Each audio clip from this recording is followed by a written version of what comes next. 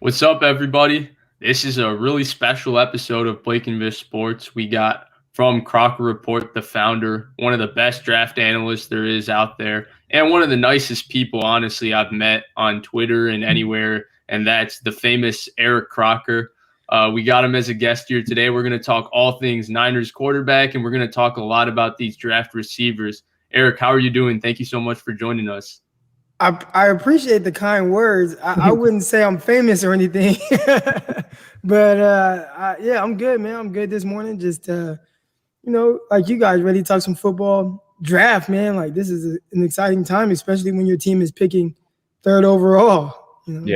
Yeah, definitely. So let's get to there right away, right?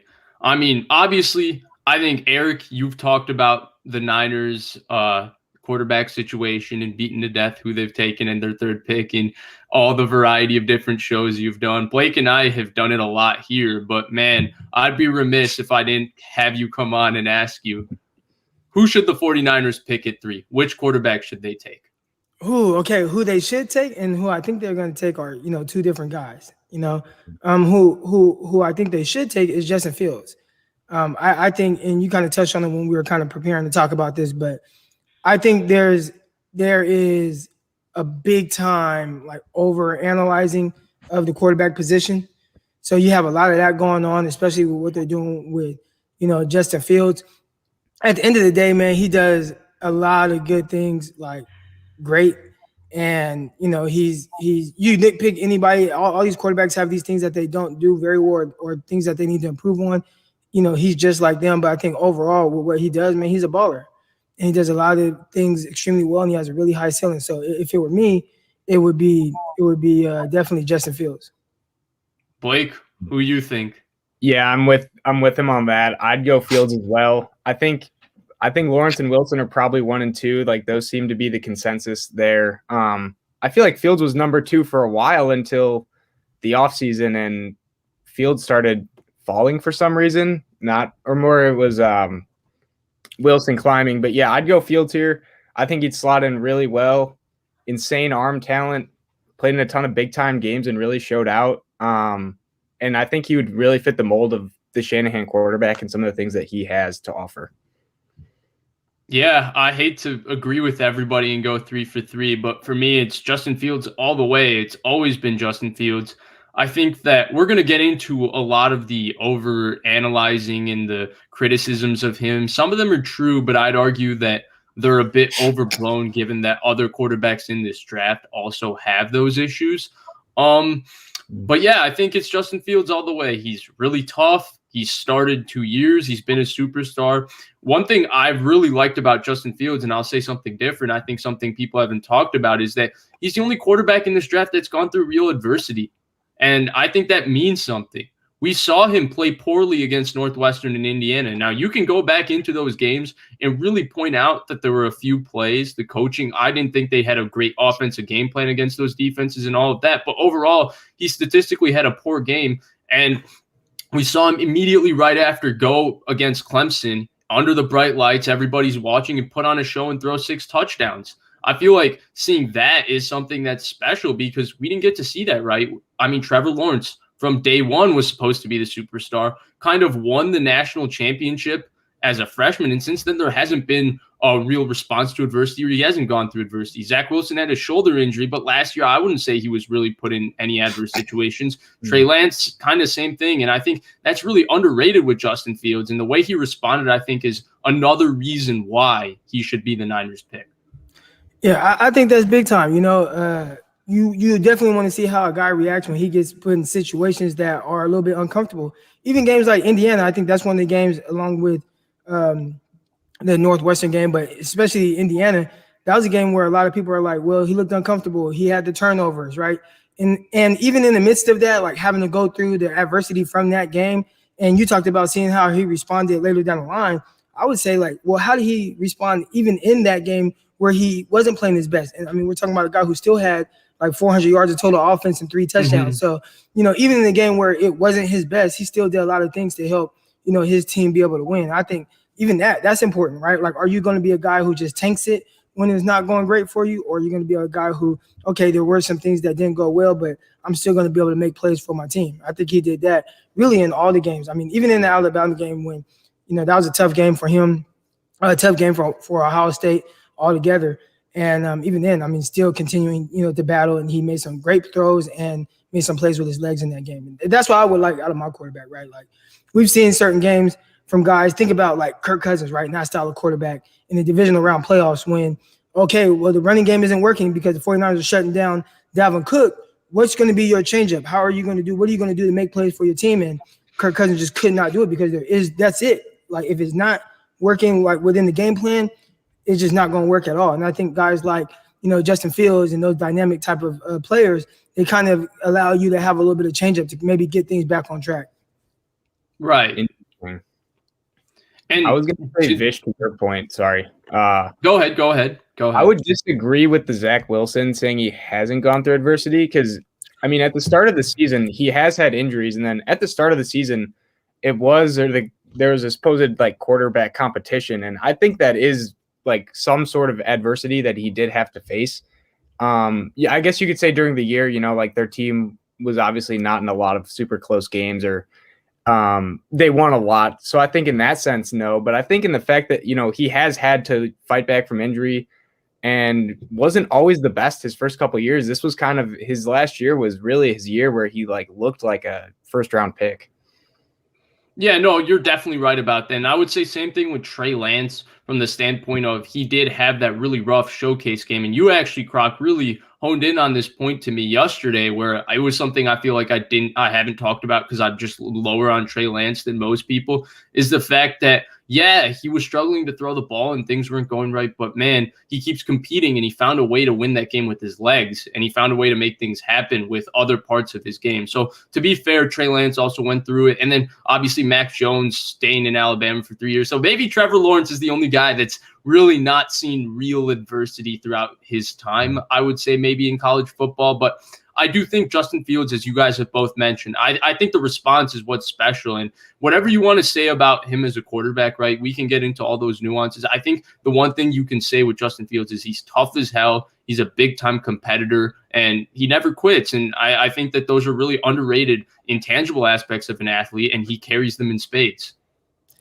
Yeah, I agree with that. And that's the toughness and seeing how guys respond to adversity. Those are all great points because a lot of these guys, they typically don't like have a lot of adversity in their lives until they get to the NFL.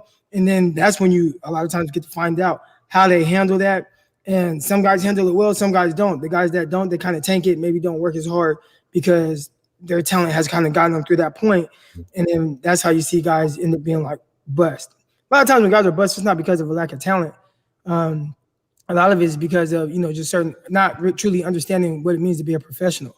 So, seeing a guy like Justin Fields, him transferring and, still figuring out him going to bat with head-to-head with, the Big Ten and getting football played in that conference, those type of things, I think that speaks to kind of the type of, leader and character that he has.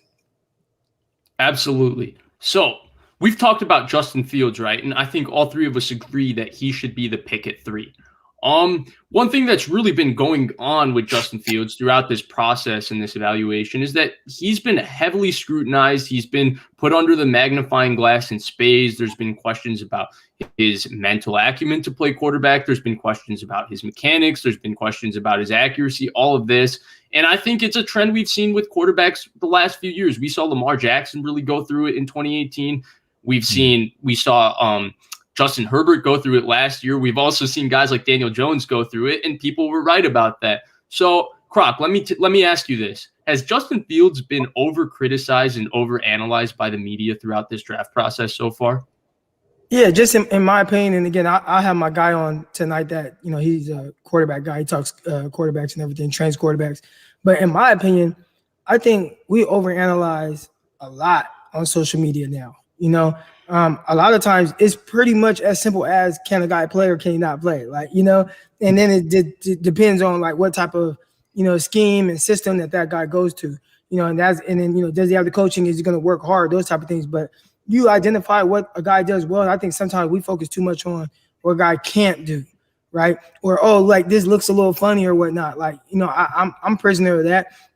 There's a guy like Jalen Johnson last year, a cornerback out of Utah. He moved a little funny, a little tight with his movement skills and everything. And I'm just like, not my type of guy, the way he moves, everything. I'm kind of overthinking it or overanalyzing him, you know, when I really should just be like, well, he gets the job done. Kind of like a Debo this year. He's kind of the same thing as that. But with Johnson, he went and had one of the best years as a rookie cornerback last year. Like he had like one of the better years out of all the rookie corners. Mm-hmm. So I think sometimes, especially because of, you know, everything that we do on social media now, breaking these guys down and, you know, we nitpick a whole lot. I think we do end up over analyzing things.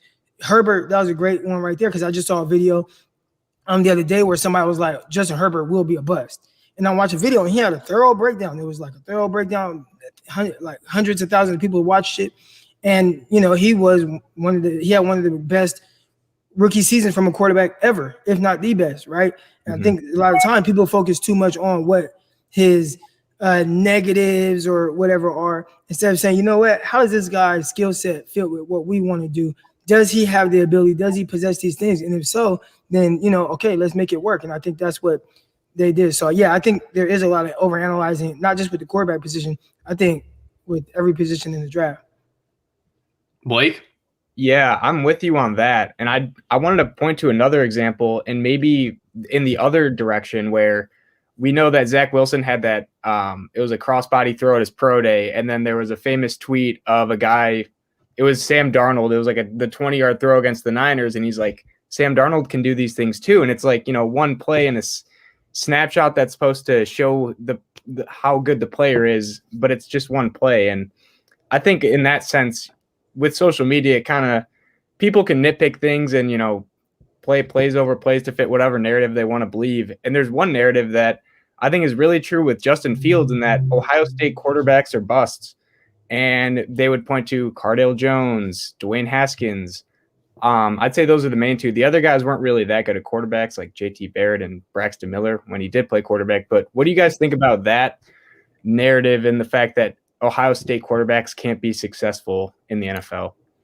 I think a lot of people have kind of hit on that, and they say scout the player, not the helmet. You know, and I think that's true with all these guys in any position. There were a lot of people saying things like that with like USC receivers for a lot of years, like, oh, USC receivers, they don't pan out in the NFL. Then you see Robert Woods do extremely well. Juju Smith came in, hit the ground running. You know, and even like Marquise Lee, where he had a couple seasons where he was approaching 1,000 yards receiving. So, you know, you've seen like, well, no, they can be successful. I think a lot of times you can put that on somebody until you can't. You know, there's times the air raid system, there were a lot of people, oh, that air raid offense. And maybe that scared people away from Patrick Mahomes when they really should have been like, well, what does he do well, right? Like, what is, you know, and judge Patrick Mahomes based on Patrick Mahomes, not the school he's at. And he looks like he's going to probably be the best quarterback in NFL history, right? So, like, do you want to miss out on potentially having a player, not to say that magnitude, but, like, how would you feel if you were in the front office and you're saying, well, we don't want Patrick Mahomes because he's from an air raid offense, and you pass on him and somebody that potentially be the greatest quarterback ever, you know what I'm saying? Like, so to me, I hear people say those things even about Ohio State. You know, I would say most Ohio State quarterbacks coming out aren't like Justin Fields. They weren't the number one quarterback or 1B quarterback in the nation coming out of high school. They didn't possess this type of talent, this type of ability. Even Cordell Jones, Cordell Jones, he was like a 4th or 5th round pick. So there weren't those same type of expectations for him. Haskins may be the only one, and the reason why he flamed out might not be the same reasons why Justin Fields might not work out, right? Like if Haskins, it sounds like a lot of maturity issues, like not being a leader, not working hard enough, you know, all those type of things, right? Like he had those things going on. Like that's going to be the reason why he doesn't pan out in the NFL. If, you know, he doesn't get back on track with Pittsburgh, it's not going to be because he went to Ohio State. You know what I'm saying? So that's just how I would look at it. Yeah, I'm 100% with you. I think that narrative is trash. I think it's trash. I think that the fact that it's just a lazy way of scouting or looking or doing anything, honestly, of any sort of projection. Like you both have hit on the fact, like there haven't been Ohio State quarterbacks that you look at and you say, that's a top 10 pick. That's a top 5 pick in general. So drafting Cardale Jones in the fourth round and having him flame out, well, 95% of fourth round QBs flame out. And then Dwayne Haskins, Croc, you touched on the maturity and stuff issues. But if you looked at Dwayne Haskins in college, which I did watch a lot of Dwayne Haskins in college in 2018, what he was asked to do and what Justin Fields does is actually totally different. Dwayne Haskins was a very good short thrower, and he threw a lot of crossing routes, a lot of screens, and that's how he got his stats. And they had probably the best receiving core in college football, or up there with Paris Campbell, Terry McLaurin, and it was really good. And he had great stats, but Justin Fields pushes the ball down the field. And then the other thing with Haskins is that Haskins just wasn't athletic. He had slow feet, and he was slow in the pocket. Justin Fields is a ridiculous athlete, so I think the comparisons are just way off. In terms of have they overanalyzed and overcriticized Justin Fields, I think it's 100% yes. It's not to say that the criticisms of Justin Fields aren't true. Like, I think the one read thing is total crap, but I do think there is an issue sometimes with his actual process and progressions where it can be a little slow, or the timing can be a little off, or where he can linger on one too long, or he can miss a post-snap safety rotation. My problem with it is that we don't talk about it with Trevor Lawrence, and Trevor Lawrence has those kinds of things with him. I mean, I think Zach Wilson also, there are times where his process can be questioned. It's just Fields that we keep nitpicking and questioning. And it's the questions people had about Herbert too. And then when they realized when Herbert was amazing this year, they said it was the Oregon offense. I think a lot of people are going to do the same thing with Justin Fields next year in his rookie season. Go ahead.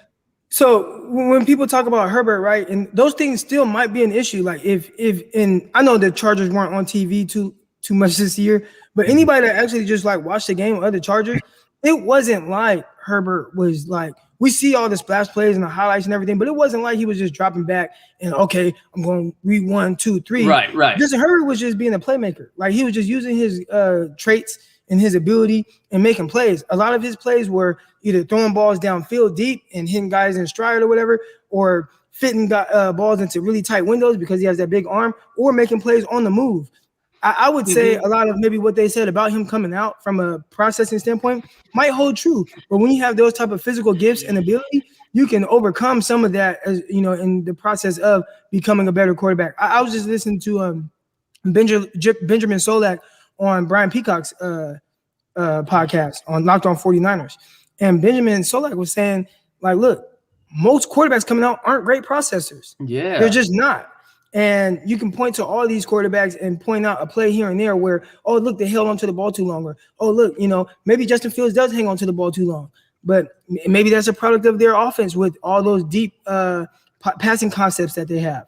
You know, maybe he wants to hit the big play and doesn't hit the check down. That doesn't mean that he can't hit the check down. That just means, hey, we need to make it more of a focal point for him to, instead of thinking touchdown every play, let's get you to just take what's there sometimes. Right. And maybe he could get better at that. But I think sometimes we don't think about it from the standpoint of, and I try to push this all the time with any position that I'm looking at, what can the guy improve on and what can't he improve on, right?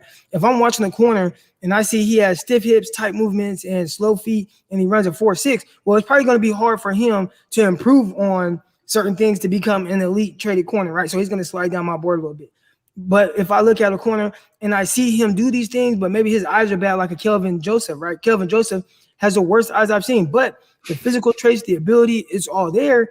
You know, I might not take him first round because of the inconsistencies, and I don't know how hard he works, but I know I can improve on these things if I coach him up right. I would look at that the same way with these quarterbacks as well. So I think, you know, with Herbert, everybody looks at how it turned out, but I don't even think they watched the actual games to see. He probably dealt with a lot of the same things that he did in, you know, from a processing standpoint in college. He just made plays and he used his abilities. Right. I agree with that. I would say the other thing is that he just played in a better offense. And like, I thought like the Chargers did a really good job playing to his strengths. And his strength is that at 6'6", he's a really, really pure thrower. He throws like Carson Palmer. And so they maximize that by running and throwing a lot of deep play action passing concepts, and he was really accurate and really good throwing down the field. Blake, you got anything to add? I just wanted to say one more thing was, like, I do understand why it's happening though. Like, if you're the Niners or you're any other team and you're going to take a quarterback at 3, like, you want to like look at literally every single detail you can to see like, okay, like what is he bad at? What is he good at? But the things that he is good at are kind of hard to teach, like his elite athleticism and his huge arm. So I do understand why maybe the media does, or people overanalyze quarterbacks, because, you know, they want to have the best of the best, and, you know, there's been a lot of draft capital. But end of day, you know, if the guy can play, he can play. So I think sometimes we got the wrong people analyzing. I think that's a bigger issue. Like, you know what I'm saying? Like, we got the wrong people, like, you know, like talking about something maybe they don't know much about. And I think that's probably, as far as the narrative on certain guys coming out, I think that could be a big, you know, issue. Because when I watch the guys that know, you know, I watch a lot of JT O'Sullivan. He's showing you examples and, you know, showing you like, look, he went here to here to here, and he's making these throws and this and that. So it's like, you can't say that this guy doesn't do it. Maybe he can be more consistent, but, you know, sometimes guys want to push these certain narratives and make it seem like a guy just can't improve on something. And not to take it a level further, not to go away from Fields or the overcriticism, it's actually one of Blake and I's biggest pet peeves about the entire draft process, because I think what happens before the draft is players get reputations put on them and perceptions put on them, and it becomes really hard to shake. Like, if you're a guy like Sam Darnold, who was beloved before the draft, they're going to find 15 different reasons for why you're playing terrible throughout your time in the NFL. And with Darnold, those reasons are absolutely valid, but the media does a really good job of protecting their opinion of Sam Darnold. But if you're Daniel Jones and everybody hated you before the draft and nobody thought you were deserving of going 6, then people are going to trash you, even though you also have a bunch of excuses as to why you've been playing poorly throughout your time in the NFL. And I think it really bothers me, because I don't think that that's a fair way to define a player or evaluate him. I mean, look at Justin Herbert. We all agree he had maybe the greatest rookie season of all time, or the best rookie season of all time by any NFL quarterback. If this season was had by Tua, who was beloved before the draft, and Herbert wasn't, people would be talking about Tua the way they talk about Mahomes and Watson and Russell Wilson and Aaron Rodgers. But nobody talks about Herbert because they were all wrong about Herbert. Right. I agree. So let's move away from the Niners and quarterback talk, because Croc, you are the DB and receiver expert. And Blake and I have been spending time watching these receivers a lot over the last couple weeks. So we wanted to talk to you. Who is the best wide receiver in this class? All right, so I'm getting away from kind of rankings a little bit, because I think those can be subjective, but I'll just talk about like more so of kind of what I'm seeing, you know, from the film. And I would say from an overall standpoint, the guy that I like the most is Devontae Smith. Now, you know, I'll get a lot of pushback because he's only 170 pounds or 100, whatever he is. But when I watch film, I don't take into effect, you know, their height or their weight. You know, I let the film do all the talking and note taking for me. So as I'm watching film on him, it's really just a checklist of what this guy can do, what he can't do, what's an issue on the film. And when you watch Devontae Smith, you know, and you look at him, I'm watching the film and I'm like, well, what does he have an issue with? Does he have an issue with physicality? Does he have an issue with physicality at the line of scrimmage? Can he play through contact? Is he winning vertically? Does he threaten guys vertically to sit down his routes and win underneath? You know, is he a fluid mover? Is he quick? Is he twitchy? Does he play above the rim or play big, as I like to say? And when you just watch this film and you just go off of that and don't factor in, oh, he's only 175 pounds, he checks the boxes on everything, more so than any other receiver in this class. Now, the one thing I'd say could potentially be a knock on him, it didn't show up a whole lot in college, but it might in the pros, is him blocking. You know, like that's probably the biggest knock I could have on him, is like, well, him being really light in the ass, maybe a guy can throw him around a little bit. I saw that happen a couple of times where guys just moved him out the way. But shoes, I mean, I've seen, you could probably say that. I point that out because he's smaller, and I'm maybe saying, well, that's the issue because he's skinnier. But I mean, you could see a 6'3", 225-pound receiver miss a block as well. But nobody will say, well, oh, he missed that block because he's 6'3", 225. Like, you know what I'm saying? Right. But because if Devontae Smith misses it, like, that's why. Yeah. But I think overall, when you just kind of watch his game, if you were to just put a checklist, don't factor in weight or height or any of that stuff, just put a checklist of the things that he does well. He literally checks every single box, every box. The only issue that anybody has with him is that they feel like, or they're trying to project injuries on him at the next level. Oh, he's going to be an outlier. You know what I'm saying? Because he's, because he's in this weight class or whatever, so he'd be the outlier. What I would say is, kind of like Patrick Mahomes, right? Like Patrick Mahomes would be an outlier because he came from an air raid offense or whatever. Like, no, just scout him. Don't scout like, the scheme and stuff. Just scout him. Does he do the things that you like him to do? And when you look at Devontae Smith, I'd say he does all those things as well. Blake, who's your best receiver in this class? So I have Waddle actually, but before I get to that, I want to ask you, Croc. So do you think that his weight will be an issue at all in the next level? Because I personally think like maybe against press he could struggle, but his release is so good that like people don't really get their hands on him too much.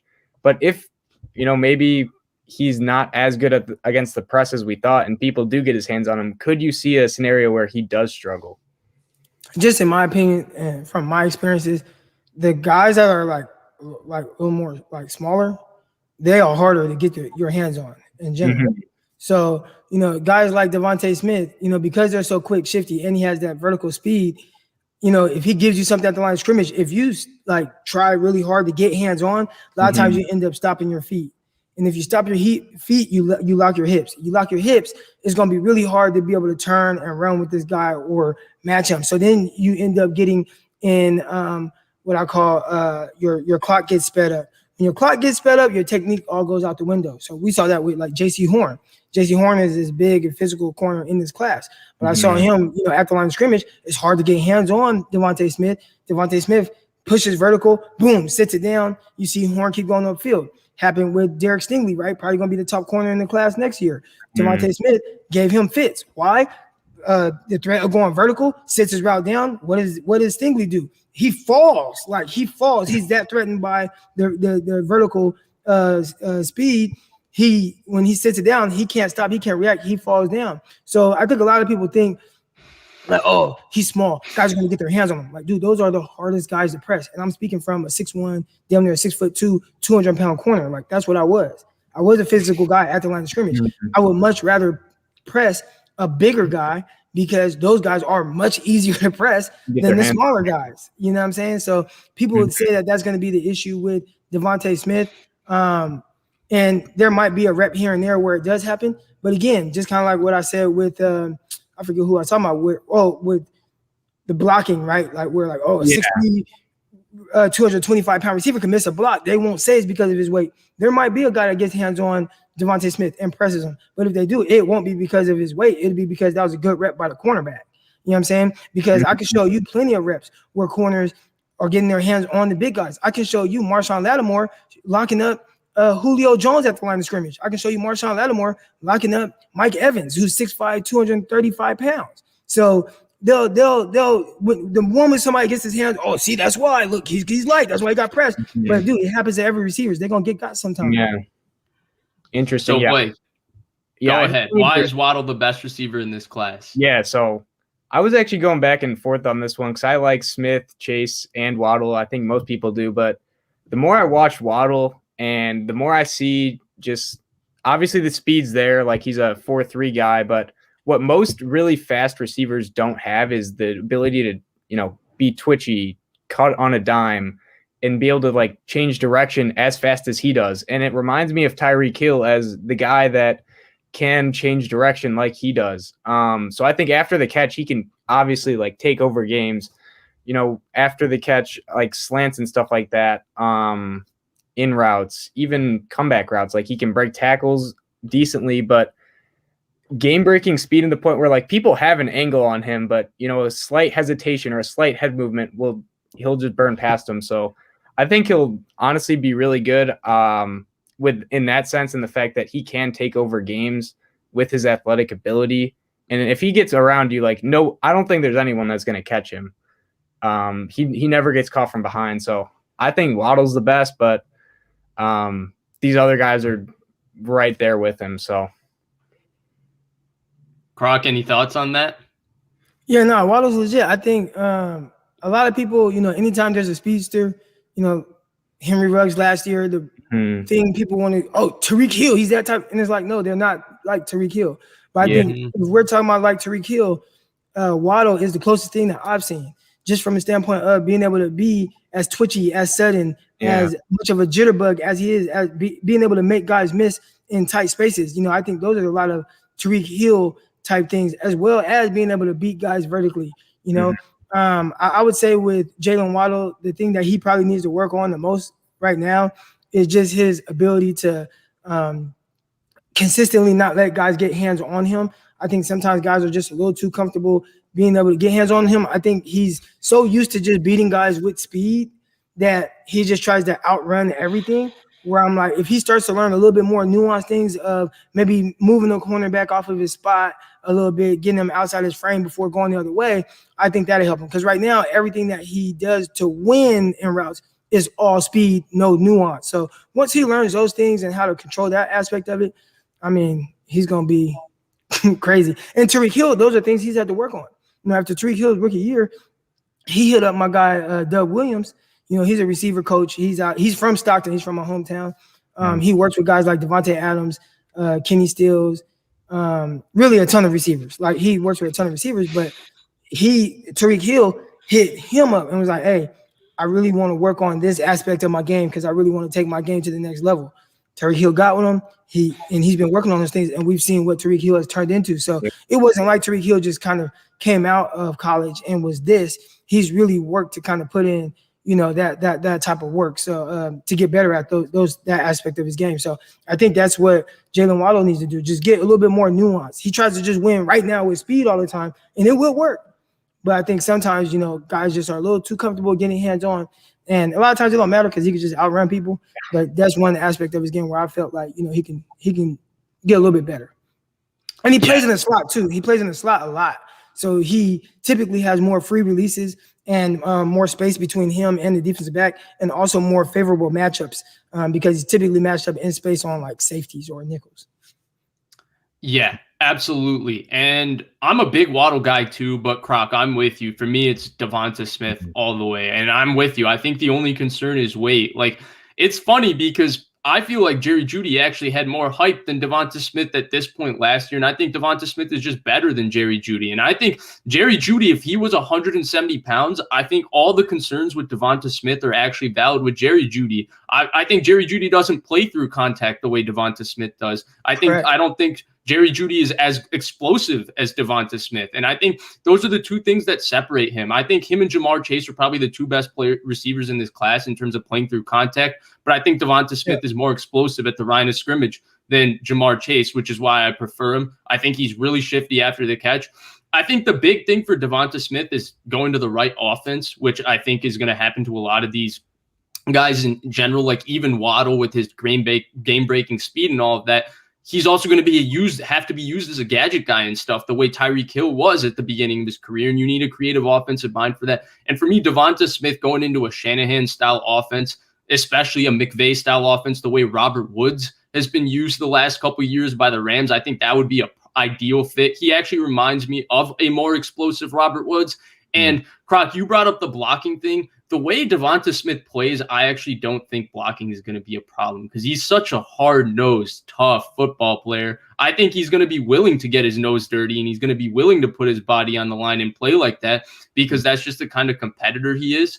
So I personally don't even think that's as much of a problem. I love Devonta Smith. No, you're right. No, on film, I think both him and Waddle, they definitely, because Waddle's small too. He's only like 5'10", 180 pounds. And I don't even know if that's his like legit measurements. He might be shorter than 5'10".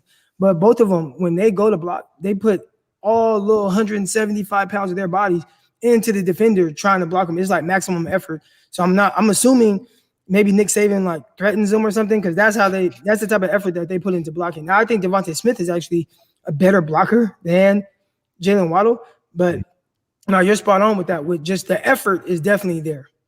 Yeah, and so all three of us actually touched on different names. Blake went Waddle, you and I went Smith, but there's one guy who's consensus mostly on everybody's board, and it's actually one of the takes that I think people have gotten on me for in the past. It's one of the few takes I've really gotten real pushback for. And it's that, one, I don't think Jamar Chase is the top receiver in this draft, and I don't think he should be a top 10 pick. So, Croc, before we go to our next topic, let's just touch on Jamar Chase and talk about why you prefer Devonta Smith and why Blake prefers Waddle and why I prefer Devonta Smith and Waddle.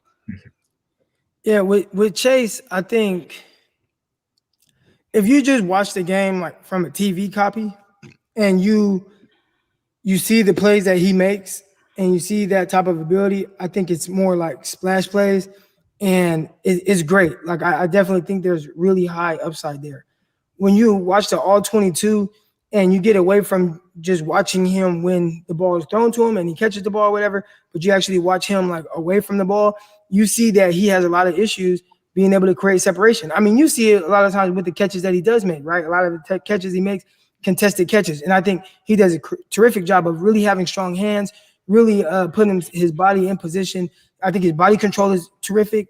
Being able to play strong, like you said earlier with him and Smith, being able to play through contact to make catches. I think he does all of those things extremely well. Where I would like to see Chase improve and why I'm not so big on the generational tag and all that, I think he lacks big time. Like he struggles big time to create separation. And for a guy like him, he's not 6'3", but he kind of plays like you would assume that he's 6'3" because of the way he kind of plays in the NFL, or not even in the NFL. I think in college as well, the big issue was when you win like that, it looks great. But one thing I noticed was he also loses the same way that he wins. So he'll win with physicality, but he also loses a lot of reps. And what I mean by loses reps, when you watch, say you watch Jalen Waddle, you can put on any film and you'll just see Jalen Waddle killing corners, killing them, like and creating massive separation where he wins, but maybe he doesn't get the ball. Maybe the ball's thrown to Devonta Smith. When you're watching when you're watching Jamar Chase, there's a lot of reps where he's just locked up.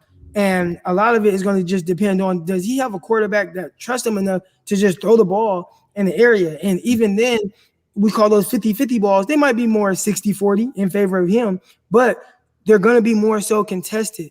And there are a lot of people I've seen say, oh, he's a terrific route runner. I don't think so. I don't see any like quickness or suddenness or any twitch.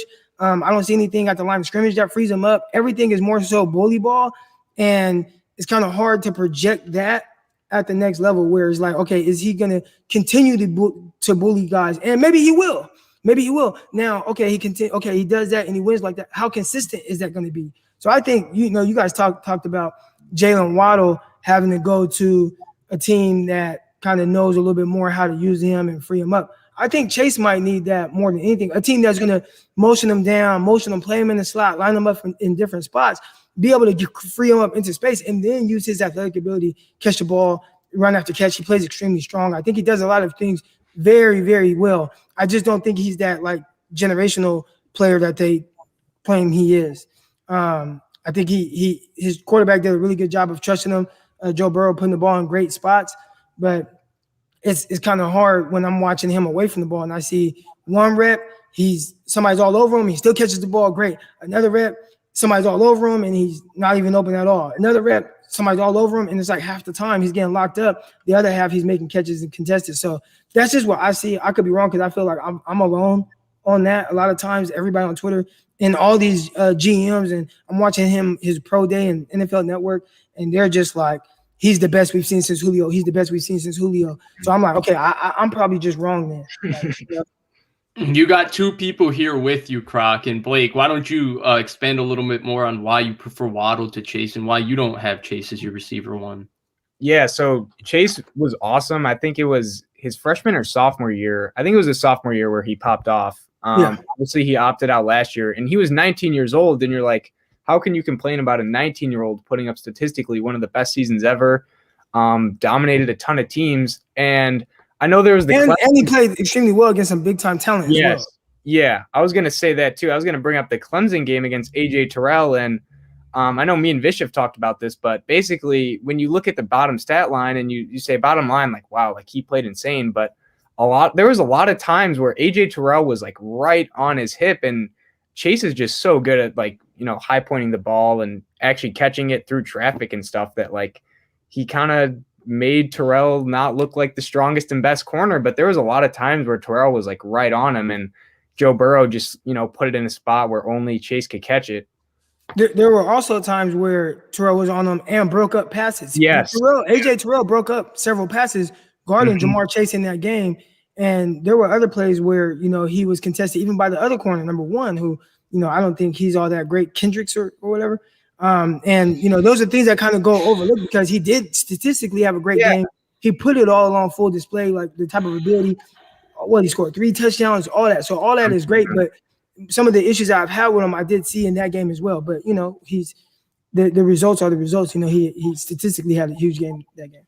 Yeah, and then along with that too, there's other times. I think it was the Bama game where he'll get pressed or it looks like he's not winning the route at the beginning, and then you see Burrow outside the pocket, and then Chase I think was a big beneficiary of Joe Burrow's escapability and just pinpoint accuracy, because there's a lot of times where Chase looks like he's covered for first 4 or 5 seconds of a play, and then at the very end he gets a little separation and Joe Burrow puts it where only Chase can catch it. So it's not a knock against Chase, but it's kind of like, are you going to be playing with Aaron Rodgers your whole career, or will you not be? Because not all quarterbacks can do that at the level Burrow did at LSU.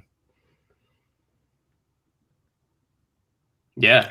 I don't want to overthink it with him, though. Those are I talked about overanalyzing, and I could be overanalyzing, but a lot of times I just talk about what I see, and that's why I say I think he just – and everybody, you have to identify how somebody wins, and if they win that way consistently. The weird thing with him was I identified how he won, and I felt like he won consistently like that, but he also lost consistently that same way, and that was the kind of weird area I got in with him.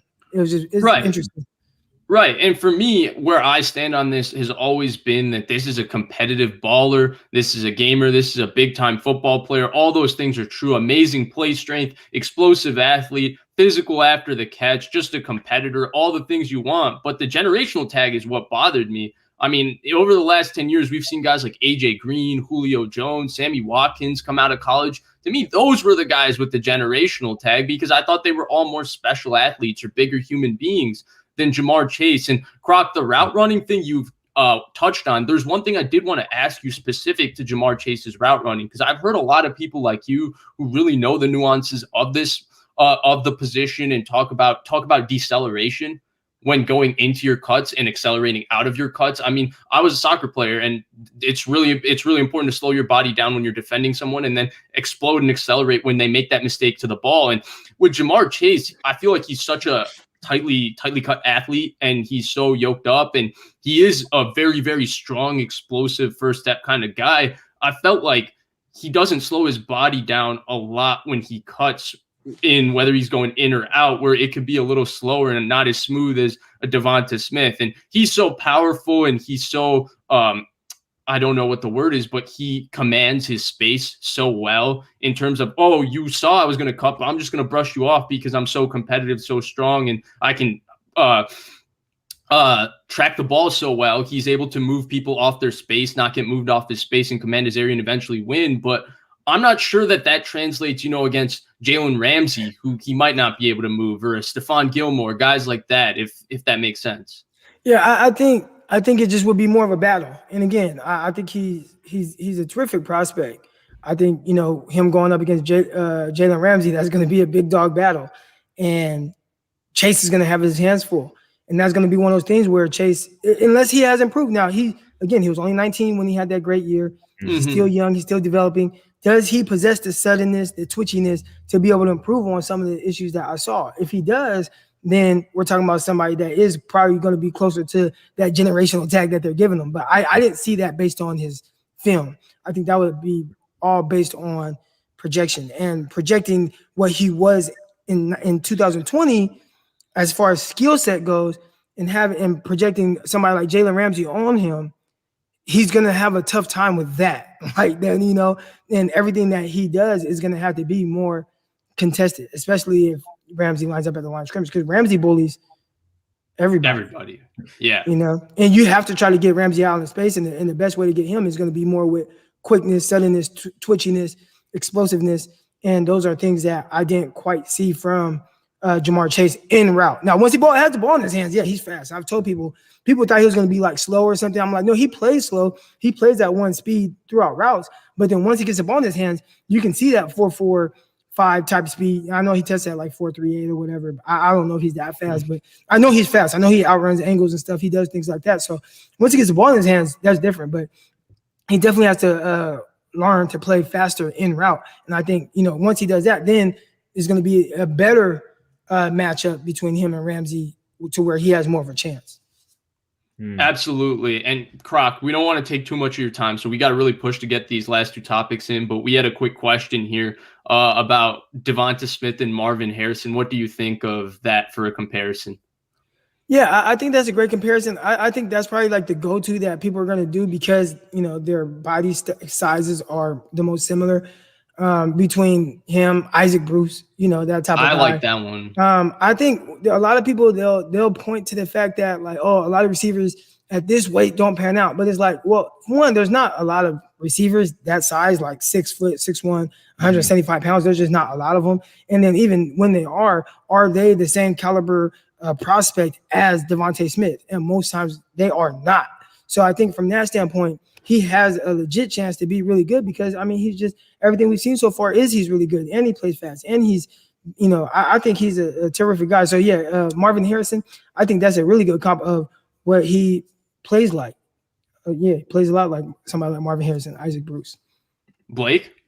Yeah, I know I talked with you about this, Vish, but I said Marvin Harrison and you brought up Isaac Bruce. Now, I haven't watched much of him, but that sounds like an interesting comp and knowing that he is a, NFL legend. So interesting there. But I do think it is typical, like you brought this up, Vish, a lot of the skinnier receivers that, they don't know who to comp. They're just like, oh, Marvin Harrison. And he seems to be the go-to guy that everyone says. So maybe it's a little overused at times, but yeah, I like it. Yeah, to me, if you're a skinny receiver that isn't 4'3", if you're a skinny receiver that's 4'3", you're Tyreek Hill or Deshaun Jackson. If you're a skinny receiver that's a great route runner, you're Marvin Harrison or Reggie Wayne all day. Jerry Jeudy's comp, Marvin Harrison, Reggie Wayne. Calvin Ridley's comp, Marvin Harrison, Reggie Wayne. Reggie Wayne was bigger though. Reggie Wayne, yeah, he was like a probably like a 200-pound, and he wasn't as fast or as sudden. He was just Reggie Wayne was very nuanced. I watched a lot of him, coming out of Miami and everything when I was growing up. He was a little more nuanced, but he wasn't like the burner. Matter of fact, he played with Marvin Harrison, who was more like Devonta Smith. Right. So I think actually Devonta Smith, it's like the fast receiver thing we talked about it. There's a lot of guys that have been comped, but I think Tyreek Hill, the closest guy we've seen is Waddle. I think the closest guy to Marvin Harrison is Devonta Smith, but I just keep going back to the fact that he just really reminds me of a more explosive Robert Woods. And that's probably because I've watched more of Woods than I did of Harrison because I was 6'7", when like 6 years old, 7 years old when Harrison was really in his prime. But to me, he's just a more explosive Robert Woods, similar body type, great route runner, does everything you really want. Because I think Robert Woods is one of the more underrated receivers in the NFL in terms of the fact that he can really do everything. And I think Devonta Smith is a similar guy, but I think he's actually better than Robert Woods in terms of being able to make catches at the catch point with bodies around him and people on top of him. And he's more explosive than Robert Woods. Yeah, I could see that. That's a good comp though. And if everybody says like the high end, the Isaac Bruce, the Marvin Harrison guys are like Hall of Fame type guys. I think Robert Woods is not going to be a Hall of Fame type player, but we know that he's a terrific player. Especially since he got with the Rams. And if you draft Devonta Smith and he does what Woods has done throughout his time with the Rams, if Smith does that for a team, I think you're really happy with that draft pick. Mm-hmm. Absolutely. So, Croc, I don't know if you know this because you're obviously meeting Blake for the first time here on our show, but Blake is actually a massive Packers fan. And because I'm a Niners fan and because a lot of people that follow us are Niners fans, we don't get to talk about the Packers a lot. But I think we do need to talk about the fact that the Packers might be in the market to get a second weapon for Aaron Rodgers. Now, they have other needs that they need to fill, but I'm sure receiver is one of those things they're going to be looking at. So when you look at the end of the first round, what are the kind of names that you think would be the perfect fit for the Packers?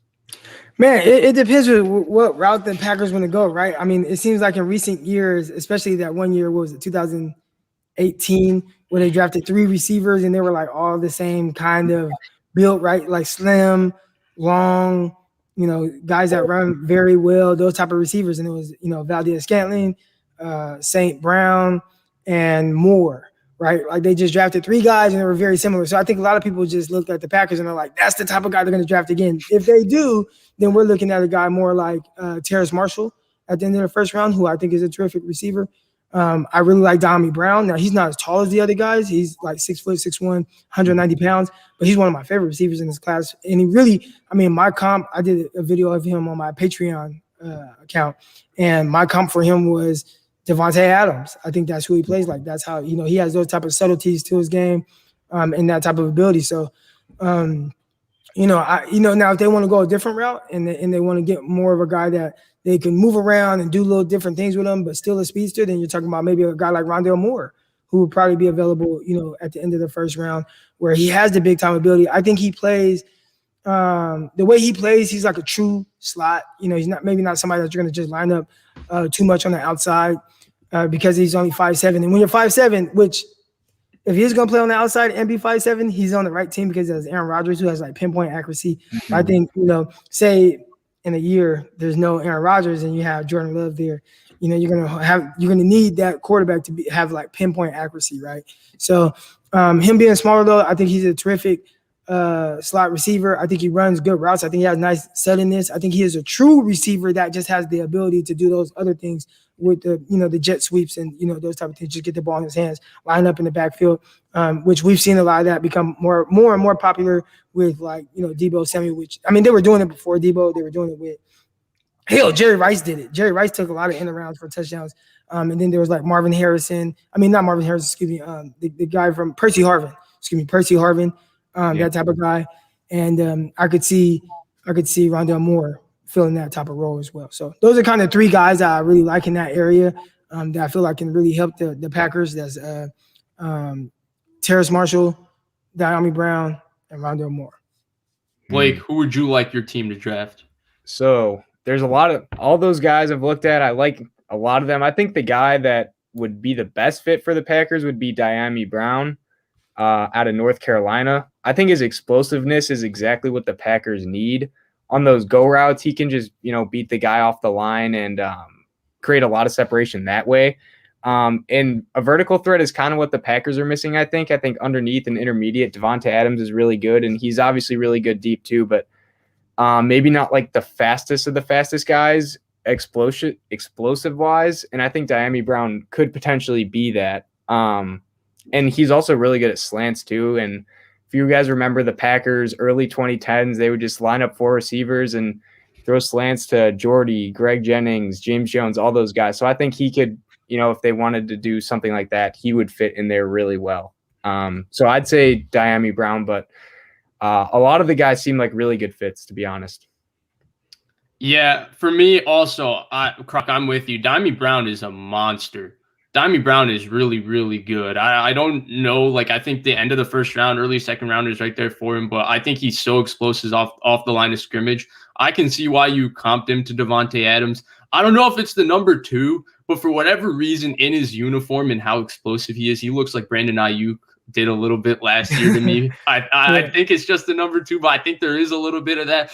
But I think one of the most underrated things that surprised me about Diami Brown was he's actually quite good at making contested catches. And I didn't expect that because he's not a really huge framed guy and he is actually quite lighter, but he really goes up fights. He has good hands in traffic. So I think he would be awesome for the Packers, especially because if you look at who they drafted, right, you talk about their history before the Valdez-Scantling and Equanimeous St. Brown picks, it felt like the Packers' go-to with receivers were guys that get off the line of scrimmage and create separation immediately. That's who Greg Jennings was. That's who Jordy Nelson was. That's who Randall Cobb was. That's who Devontae Adams was. And for whatever reason, they got away from that with Equanimeous St. Brown and Marquez Valdez-Scantling. I think Diami Brown would lead them right back to that route of receiver. And then the other guy, you went with Rondale Moore. I don't know how you feel about this guy, but this is my favorite player in the draft, actually, and that's Kadarius Toney. And to me, the Packers draft Kadarius Toney if they're just looking to bring an explosive element to their offense the way the Niners use Debo Samuel, where it's full on just have him.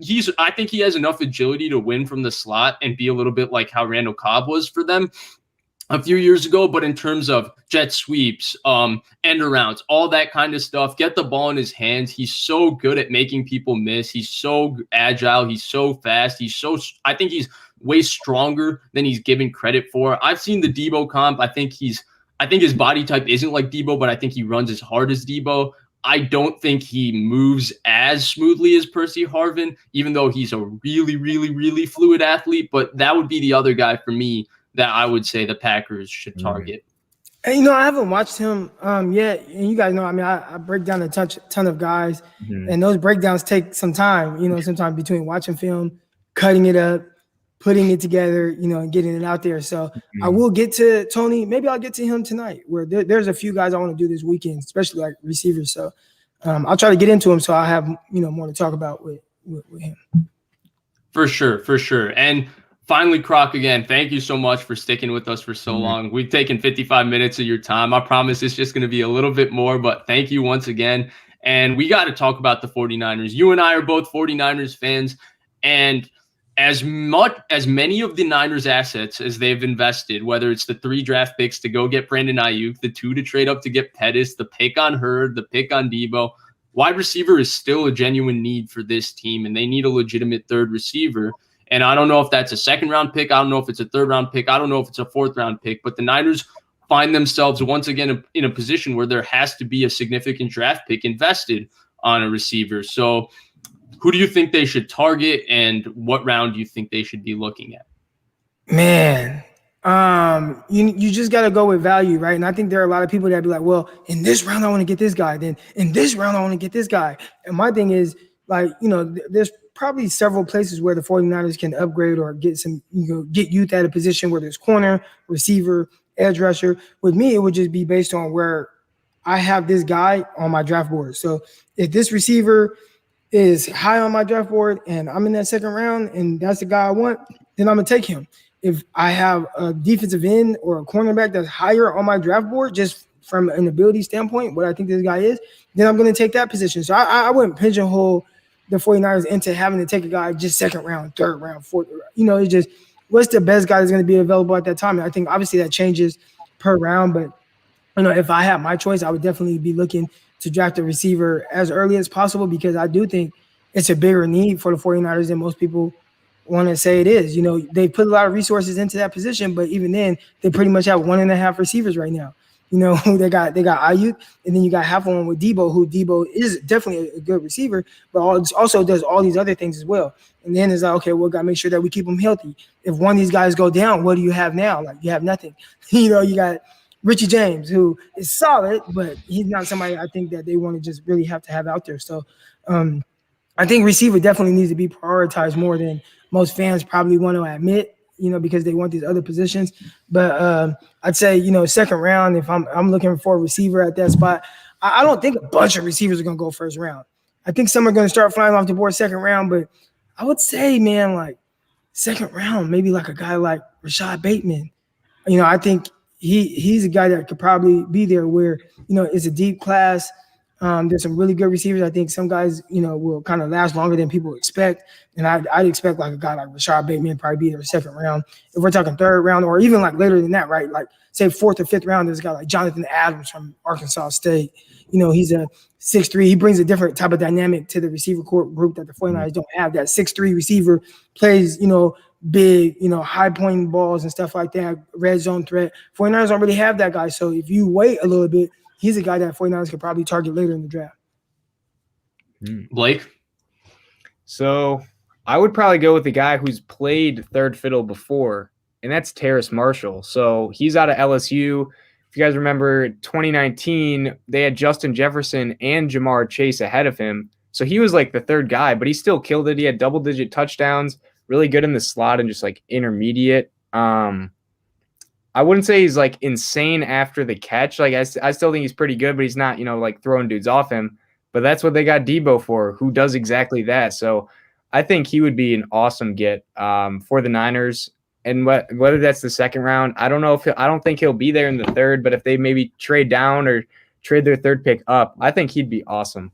I think he's a first-round pick. That's why I didn't even touch on him. Remember, I had him. That's who I thought would go. Like, if the Packers at the end of the first round, if they're looking for a receiver, I think he could potentially be in there in that type of round. You got to hope a team like, the Ravens don't want him or something like that. But that's a guy who I think you touched on it, his ability to play outside, play inside. Like, he's really whatever you need. He's a vertical threat as well. Extremely good contested catch. He ran in the 4.3s on his pro day, and maybe he's not a 4.3 guy, but he's definitely a 4.4, low 4.4 guy where I've seen him just split coverages vertically and just catch the ball and outrun everybody. So now he's different. I really like Marshall a lot. I think he's a top 5 receiver in this class, to be honest. Yeah, and that's where I stand, right? You mentioned Marshall as a top 5 receiver, and I think Dimey Brown is also a top 5 receiver in this class. And to me, if either of those guys are at 43, unless like Jalen Phillips' physical is so bad that he's somehow there at 43 and the Niners can just draft him to redshirt him a year. Same thing with Farley. To me, it's a no-brainer at 43. You just go take one of them because they're just way too good value there. And I think they would bring a different element to the Niners offense, and especially Marshall, because you touched on it with Debo, right? And I think I'm higher than some people on Debo as just a sole receiver. And part of it is because Debo is just my favorite player in the NFL. But I think that the way the Niners use Debo, I do think they need another guy where when you get into 3rd and 8 situations, I think this is where Emmanuel Sanders' value was really for the 49ers. 3rd and 8, man, we know Emmanuel Sanders can get open. He knows how to get open, and he's going to be right at that right spot for whoever the quarterback is, whether it's Jimmy. At that time, it was Garoppolo, and for Garoppolo to be able to throw him the ball. And I think from that standpoint, that's where Marshall is he's so smooth. He knows how to run routes. He knows how to get open. Everything is just so clean with him. I think he would be an insane draft pick for the 49ers at 43. Yeah, that would be great. That would be ideal for sure. If he's there for the 49ers, man, I like his game a lot. And then the versatility, and that's something that Kyle Shanahan has coveted with his receivers, the ability to not just be pigeonholed to one spot, right? To be able to line up outside, to be able to line up on the left side, right side, inside, be able to line up tight splits and still be able to win in all areas of the field. I think Terrace Marshall definitely gives you that. Yeah, and to me, actually, a comp for what Terrace Marshall and Ayuk would be on the field would be kind of what Adam Thielen and Justin Jefferson were, 2 guys that can kind of do every single thing for in a tight split offense. I kind of think the Terrace Marshall and Brandon Ayuk would be similar from that standpoint. Yeah, I can only imagine Justin Fields throwing some nice bombs to those guys. I can see it now. Absolutely.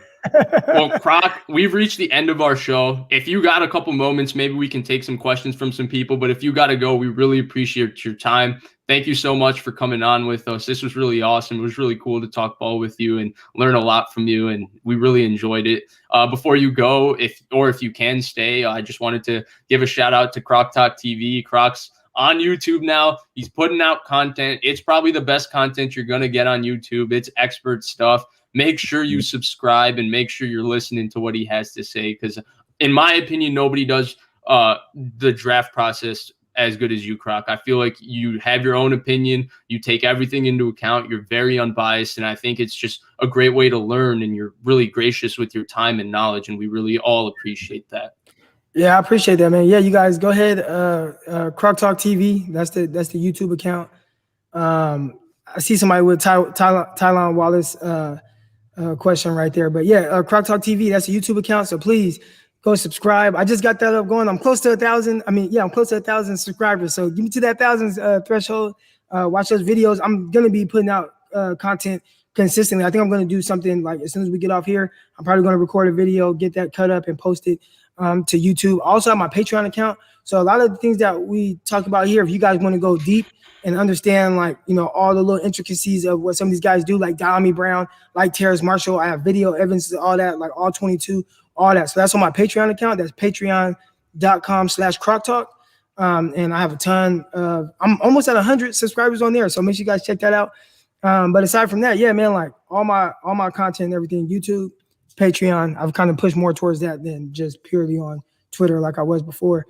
But as far as Tylan Wallace, man, I have not watched Tylan Wallace in depth like that. And anybody that knows me or follows me, and like Vish was saying, I typically don't talk about things I haven't dove deep into. And one thing about me as well, I don't watch any highlights. So I've seen clips of him just from maybe somebody posted something on Twitter and there's like a play of him catching a fade or something like that. But as far as like who Tylan Wallace truly is, I couldn't tell you yet until I dig into his film, which I will be doing probably tonight. I'll probably get to him, Kadarius Toney, and maybe one other receiver. I'll try to knock all those guys out, cut them up, and post to my Patreon account by either tomorrow or Monday. So, yeah. I see somebody say Chase Claypool, Tylan Wallace. Claypool's hella big. So it's kind of, he's like, a big, freaky athlete, which I wasn't high on Claypool. I actually thought Claypool moved more like a tight end. So in my initial rankings, I didn't have him up there at all. But when I saw that Claypool went to the Steelers, I thought, and after the draft, I did because I think this part kind of goes it's a little underrated, right? The landing spot where these guys go. So I have my rankings of guys, like my top 20 guys. After the draft, where I saw where guys went, I re-ranked the top 5 based on landing spots. And I actually had Chase Claypool, who I was not high on at all. But once I saw he went to Pittsburgh, I was like, oh, that's a perfect spot for somebody with his type of ability. I had him at wide receiver 5 in the class after re-ranking guys. So Claypool, I definitely think he's different than Tylan Wallace. I mean, we're talking about a 6'4" guy who runs 4.4. He definitely has that type of vertical speed. I think he lacks suddenness, twitchiness, things like that, but he's really good at the catch point. And I have to see if Wallace is that. But I know Wallace isn't 6'4", 6'5", 240 pounds. I know he's not that. So, yeah, I haven't watched a minute of Tylan Wallace either. It's so hard this year because I feel like the quarterbacks are basically taking up all my time because that's kind of where the Niners are.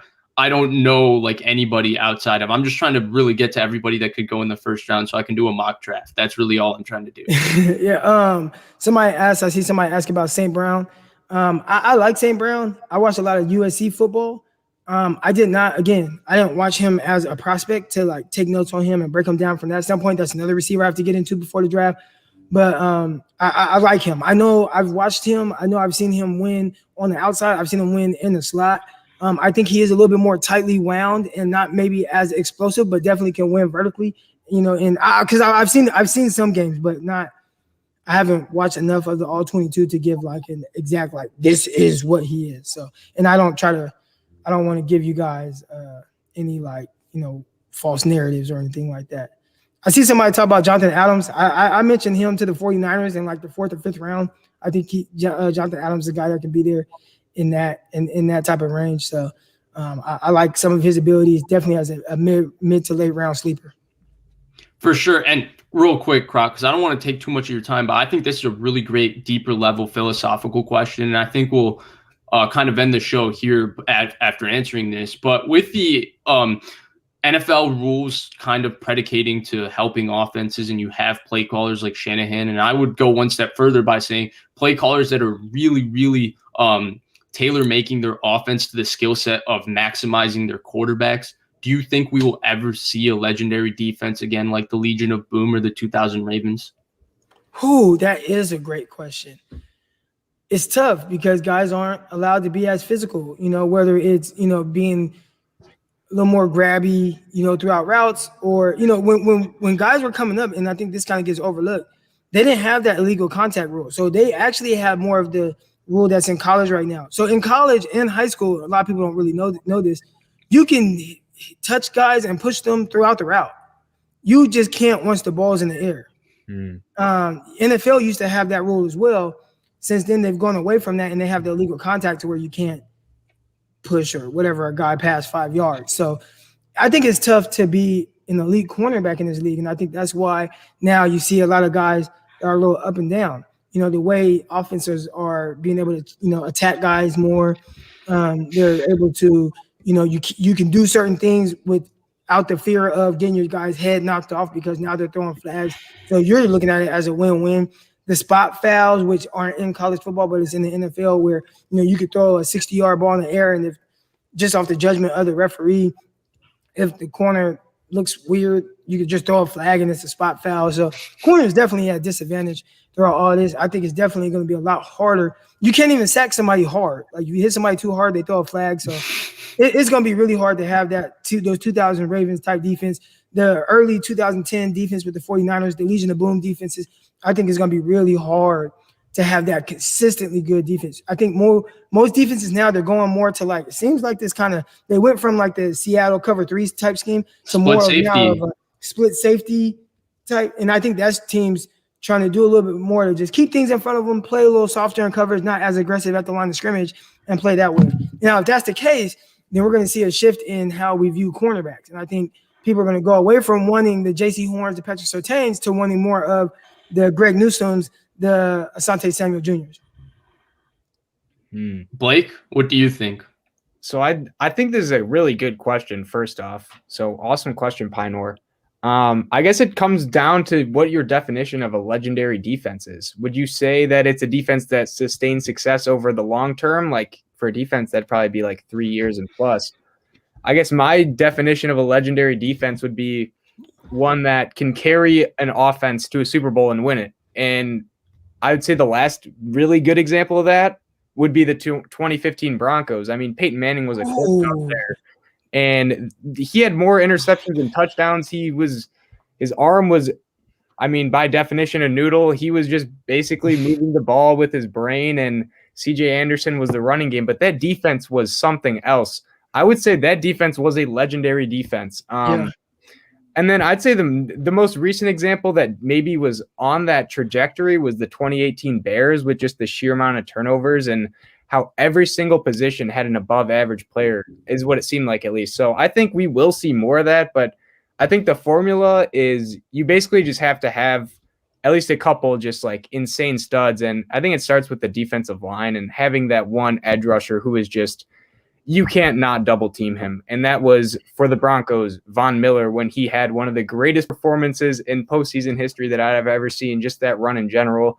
And then Khalil Mack, who was that for the Bears. He didn't really do that in the playoffs. I don't think he had a sack, but he was still really good, and their whole defense was good. But I don't think where you see it with like the 2010, those Broncos Seahawks, where it's sustained over years, because having a defense over years is really, really hard, because it's not like an offense where, you know, if you have a really good quarterback, you know, you're always going to be good, because defense is more of, I'd say, a team aspect, and one player is not as valuable as on the offensive side. I can see that. I think 100% you're going to see one. And I think the Niners in 2019 were damn close. I think if they had won that Super Bowl, especially with how Nick Bosa played through that playoff run and how deep that defensive line was, like, people would have talked about that defensive line as a legendary for people, because when you go D Ford, Eric Armstead, DeForest Buckner, and Nick Bosa, for, I would say, all Pro Bowl players, like, yeah. And then you have Fred Warner, who got his due this year, was playing like that last year. He was awesome. And you had Sherman, and you had Ward and Tart, who, in my opinion, are a top 5 safety tandem and a really special safety tandem with all they can do in terms of their versatility. I say 100%, but I think it's just going to look different from the 2011 from the 2012-13 Seahawks and the 2000 Ravens. I don't think you're going to have an intimidating defense anymore where Ray Lewis is going to whack somebody and teams are going to be scared to catch the football over the middle against Ray Lewis, or teams are going to be scared to take a hit from Cam Chancellor. I don't think you're going to see that anymore. I think you're going to see more of, like we saw it last year with the Rams, Brandon Staley, Vic Fangio with the 2018 Broncos, where, first of all, schematically, the defense is going to be really sound. They're probably going to be, like Croc said, a split safety defense. And you're going to have these really versatile players, like, you know, Jimmy Ward was an example of that, where he can do 4 or 5 different things in your secondary. And you're going to have these corners that can cover in man coverage, like Chris Harris Jr. and Aqib Talib. And you're not going to be like this physically imposing defense, but you're going to be schematically sound, and you're going to be really fast and finesse. And I think it's going to be a different look, but it can be equally as dominant. Definitely agree with that. Was there any more questions, Vish, or did you want to wrap it up there? Yeah, I think we've taken quite a bit of Croc's time here. Croc, again, thank you so much for joining us. We really appreciate it. We really enjoyed. We learned everything. Make sure you guys go subscribe to Croc's YouTube channel. Get him to 1,000 by the end of the hour. Croc Talk TV, man. Croc Talk TV. Yeah. And then please, guys, as usual, please like, share, subscribe to our channel. Really appreciate you joining us. We'll definitely be streaming sometime soon. Actually, we will be streaming tonight. We got something a little different planned for the channel, so tune in. Thank you so much, and we'll see you next time.